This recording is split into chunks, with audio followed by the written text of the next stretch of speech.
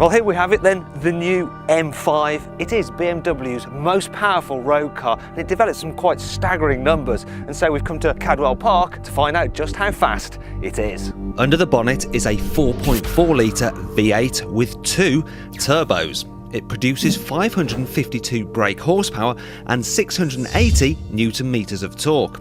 As a result, this 1870 kilogram four-door saloon can do 0 to 62 miles an hour in just 4.4 seconds. And had BMW not limited it to 155 miles an hour, it would be able to crack 200 miles an hour.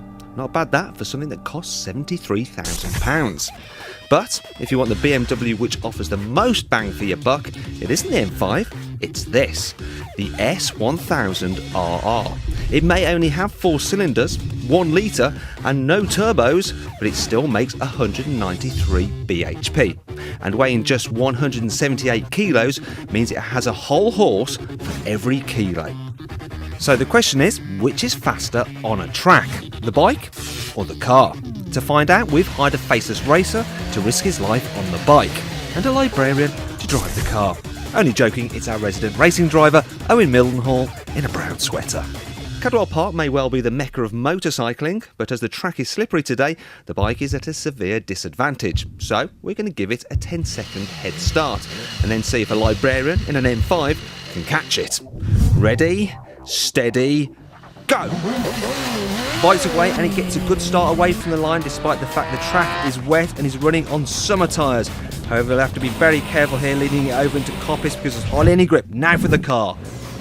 Owen's pulling away in second gear there, and despite that, look at that, he's spinning up those rear wheels. Very hard trying to contain all that 680 newton meters of torque.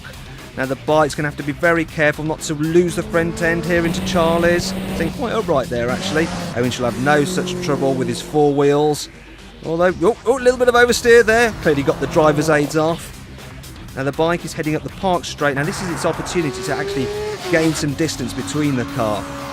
However, coming up the hill, he's going to have to brake early because Park Bend is still wet.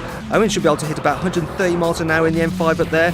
Bike turning in quite gingerly again. Car can go harder in on the brakes. A little bit of oversteer there. Once again, nicely dealt with by Owen. Out of Chris's curve, the bike's still very upright, worried about losing it, obviously. Whereas the car should be able to go pretty much flat out through there and just sweep down into the gooseneck. The gap is closing quite dramatically. Bike's heading down the hill now.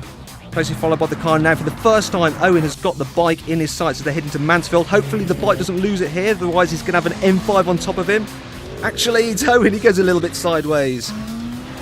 Bike does a little wheelie there, and he's turning up towards the mountain. Now, this should be very, very tricky for the bike. The M5's all over him, that's all you can see in his rear mirrors now. Over the hill, bike does a little wheelie. They're heading into the Hall Bends now. It's going to be particularly tricky for the bike here because of the conditions.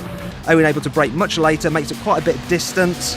Might even be able to take the bike here. Now they're heading into the hairpin, the bike remaining upright once again. It's very slippy, obviously. Yeah, so Owen goes slightly sideways, loses a bit of time here as they head down into the barn. With all the leaves on the track, that must be quite nerve-wracking for the rider. Whoa, going steady around there. Owen goes sideways again. The bike's able to nail the throttle now to make up some of that lost time. They cross the line. There's only about a second in it, so the M5 managed to make up about 9 seconds on the bike. Well, there we have it then. That was really close, wasn't it? The car performed extremely well. Had it been dry though, it probably wouldn't have caught the bike. And when you think about it, this is 60 grand less than that. And if I had the guts, that's probably where my money would go. But I don't, so I'd rather have 4 wheels.